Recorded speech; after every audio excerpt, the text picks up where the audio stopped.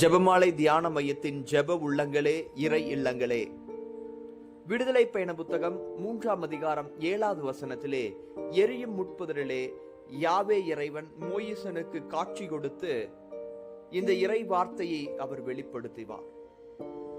எகிப்தில் என் மக்கள் படும் துன்பங்களை என் கண்களால் கண்டேன்.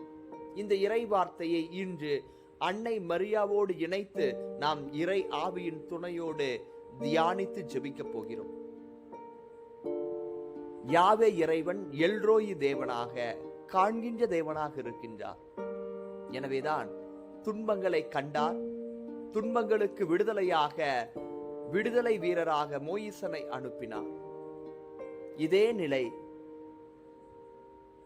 அன்னை மரியாவினுடைய வாழ்க்கையில் சிந்தித்து பார்த்தோம் என்றால், இன்று யாவே இறைவன் எவ்வாறு துன்பங்களை கண்டு விடுதலையை கொடுப்பதற்காக வீரரை அனுப்பியதைப் போல,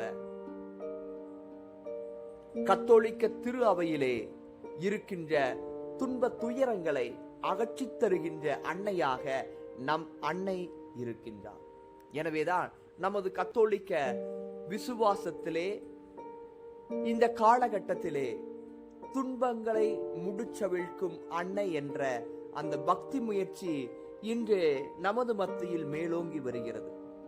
யாவே இறைவன் எவ்வாறு துன்பங்களை அகற்றினாரோ அதே போல அன்னை மரியாவும் துன்பங்களை நீக்கித் தருபவராக இருக்கின்றார். எனவேதான் திரு அவை அவரை அழைத்து மகிழ்கிறது.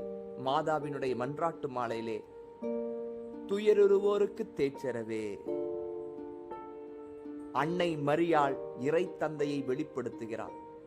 துன்பங்களை கண்டு மகிழ்ச்சி அடைபவர் அல்ல, மாறாக இகழ்ச்சி அடையக்கூடாது என்பதை உணர்ந்து அன்னை மரியாள் உதவி செய்கின்றார். எனவே இந்த நாளிலே அந்த வியாகுல அன்னை நம்முடைய துன்ப துயரங்களை எல்லாம் மாற்றி தர வேண்டும் என்று நாம் ஜெபிப்போம். சிறப்பாக இந்த நாளினுடைய ஜெப கருத்தாக, துன்ப துயரத்தில் வேதனையுறுவோர், உடல் நலமற்றோர் அனைவரும் வியாகுல அன்னையினுடைய பரிந்துரையிலே யாவே இறைவனை கண்டுகொள்ள அருளை வேண்டி நாம் ஜெபிப்போம். தந்தையே வாழ்க, மரியே வாழ்க.